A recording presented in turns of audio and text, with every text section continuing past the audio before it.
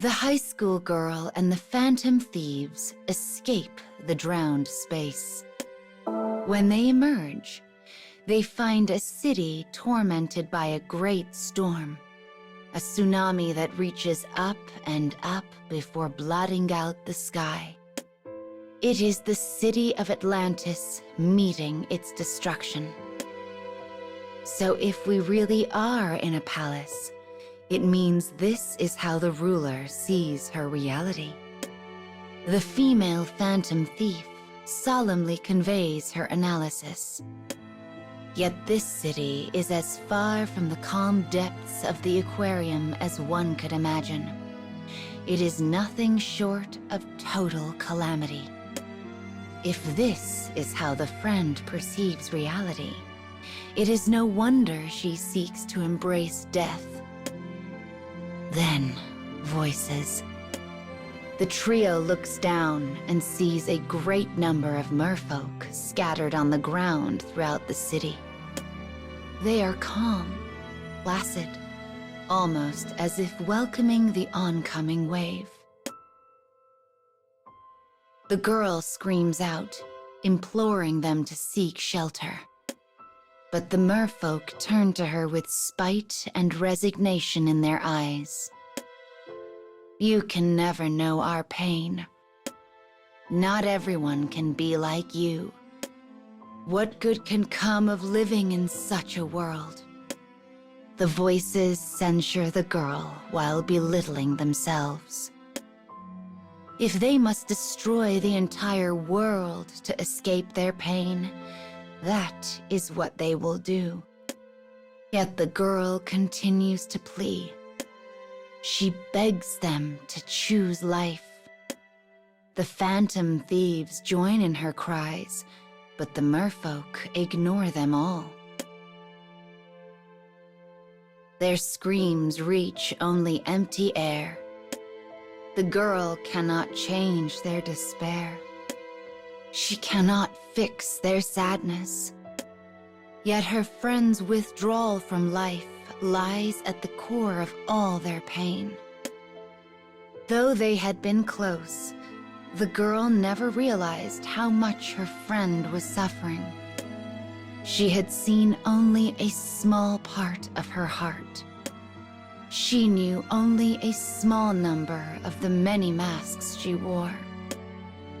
We were so close. And yet, I had no idea. As sadness ripples across her features, the female phantom thief turns to her. I felt the same once, you know. I never tried to understand how my sister really felt. The woman places a hand on the grieving girl's shoulder, slowly lifting her back to her feet.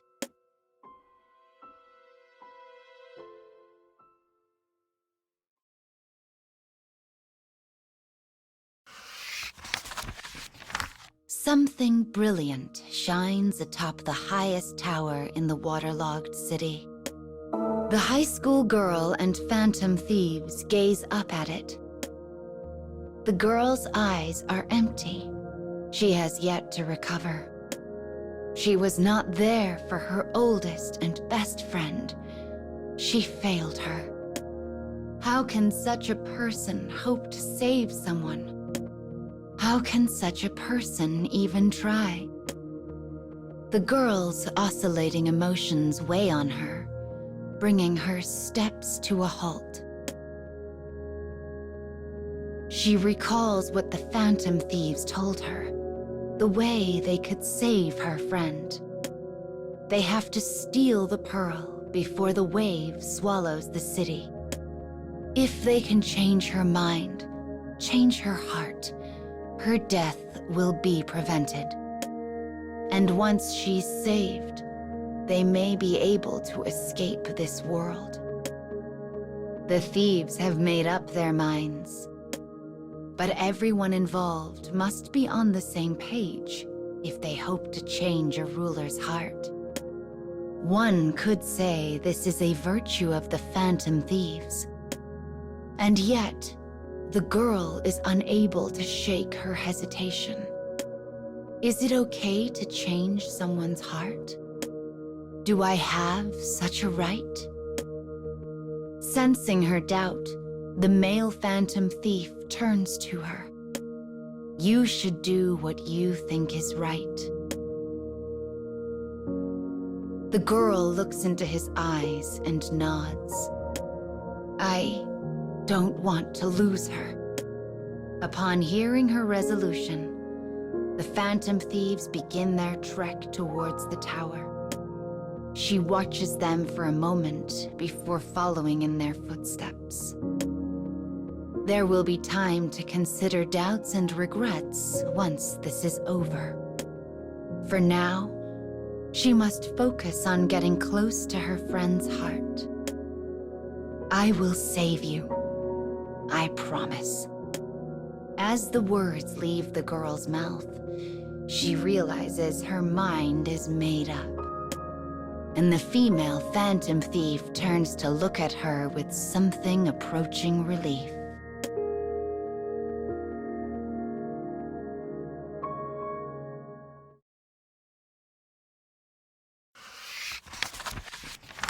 The high school girl and the phantom thieves make their way to the pinnacle of the tower, the highest point in the city. Whipping gales and flashing lightning impede their progress at every turn. The girl's friend screams, warning them to keep away. My only option is to die. Her pain is a divine voice that booms throughout the city. The phantom thieves fight back desperately, covering the girl as they go. But just as the great wave is about to swallow them, Arsène! An aberrant figure with black wings appears in response to the male phantom thief's voice. Its blue flames immolate fear. Its proud wings cut through despair. The female phantom thief informs the stunned girl. That's a persona. That's our power. As she watches the duo stand face to face with despair, a small seed of conviction takes root in the girl's heart. I will never give up. As that thought whips across her mind, she changes. Pure white wings burst forth from her back. Perhaps she dreams of becoming an angel. Or perhaps an angel dreams to become her. The wings are the girl's rebel soul. A rebellion against her friend's despair. She will acknowledge her weaknesses. Yet she will also choose to help her, now and in the future. The girl soars forward, and the phantom thieves leap after her. Your power is incredible. The girl's pure white wings propel her forward. Arsène's pitch-black wings protect her. Feathers of opposite colors blanket the sky. Atop the city's highest tower, the friend continues to cradle her pearl. The girl has made up her mind. She will face her friend's anger, her despair, her sadness, her hatred, her defeat, her lament, and she will do so with the phantom thieves.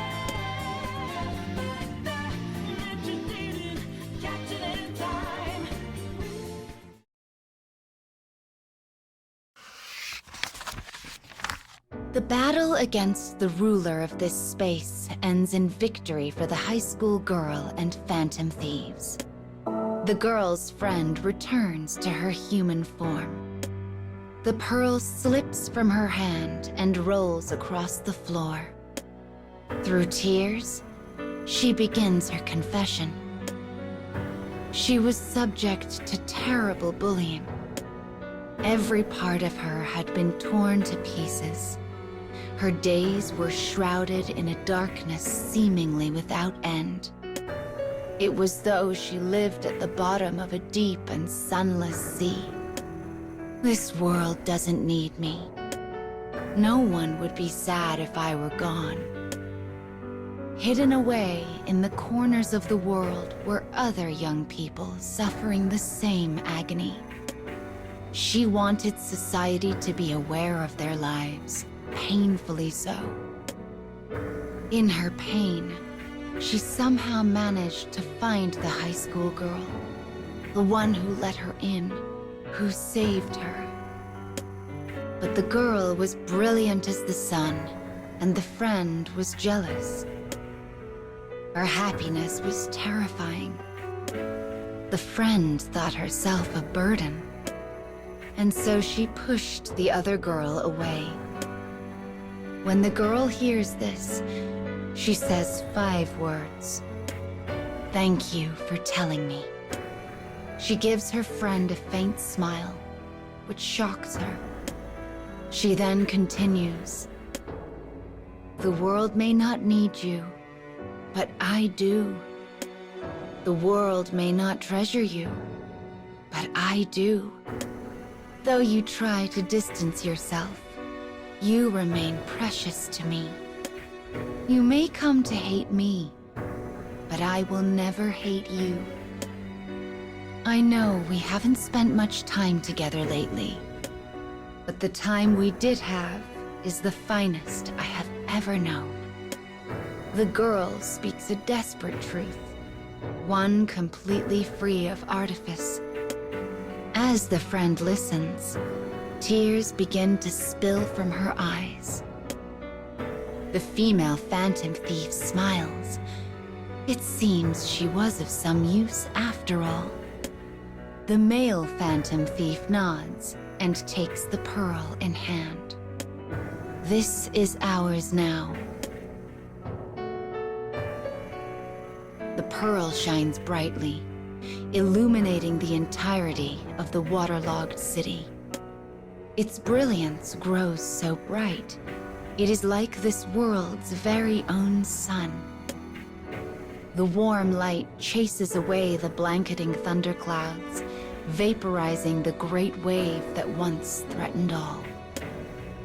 Pure white vapor gently envelops the city. The thieves do not understand why they have been brought to this palace-like place. But seeing the girl reunited with her friend brings them a sense of accomplishment. It is a satisfying feeling. The phantom thieves nod to one another. Their time in this place is at an end. The male phantom thief speaks then, his voice soft as he stares at the newly created sun. "We don't need this anymore." The girl and her friend look at each other and say in unison, "We've found our light already." The group bursts out laughing. Leaving the man's hand, the sun rises into the sky. The light of hope fills the world. As the phantom thieves of hearts begin to vanish in that bright light, the girl turns to them. "My name is Hina. Hina Akagi. What are your names?" Their silhouettes grow hazy in the light. The girl squints, trying to hear the faint voices that emerge from it. "Queen and Joker? Aliases, huh? I guess you are thieves after all." The fading silhouettes speak again. "Those are your real names? They're wonderful."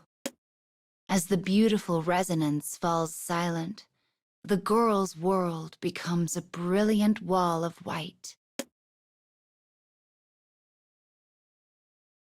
She has returned to her own world, to Shibuya. The omnipresent television screens issue a heartening report. The Suicide Club has disbanded, its ringleader having turned herself in. Not a single person was harmed.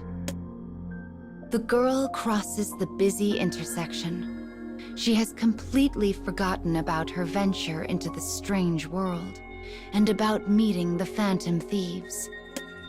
Yet, she has a faint recollection that someone helped her. And she remembers one piece of advice. You should do what you think is right. So long as she continues down the path she believes to be true, she will find light within the pain, no matter what. With confident steps, she forges ahead. A moment later, she vanishes into the surging crowd that is home to the everyday hopes and struggles of young people just like her.